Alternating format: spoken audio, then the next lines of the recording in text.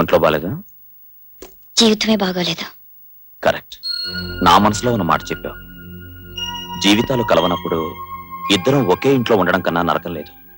నాకు విడాకులు కావాలి.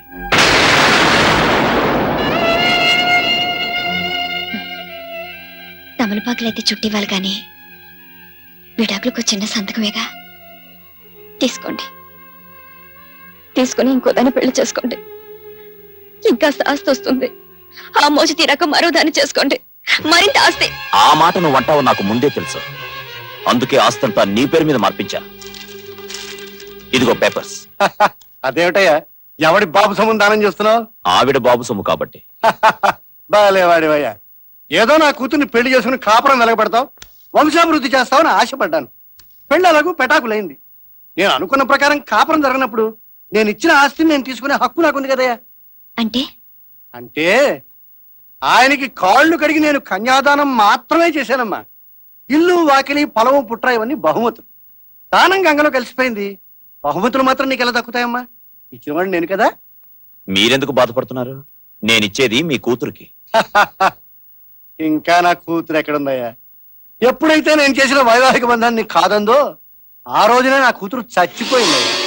కాకపోతే చచ్చిపోయిన కూతురికి బతికున్న తండ్రిగా ఏటా తద్దినం పెట్టగలను కానీ ఆస్తులు ఎలా ఇవ్వగలయ్యా? నాకు తెలుసు నాన్న, నువ్వు కన్న తండ్రివేనా?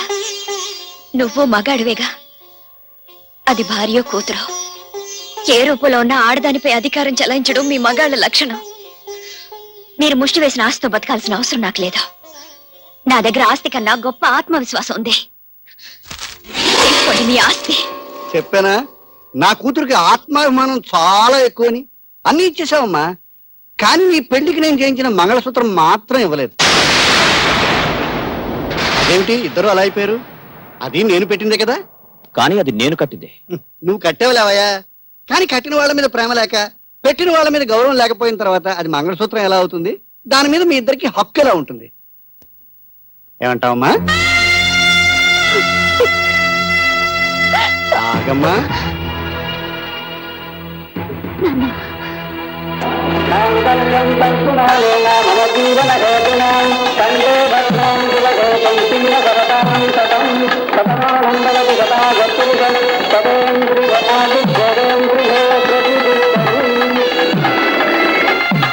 మావయ్య, మావయ్య, ఆగు మావయ్య. మావయ్య, ఏమిటి నువ్వు చేస్తున్నది? ఆవిడ మంగళసూత్రం లాక్కుంటూ ఉంటే నువ్వు బాధపడతావేంటయ్యా? వద్దన్నది నేను కాదు, అక్కర్లేదనుకుంటుంది ఆవిడ.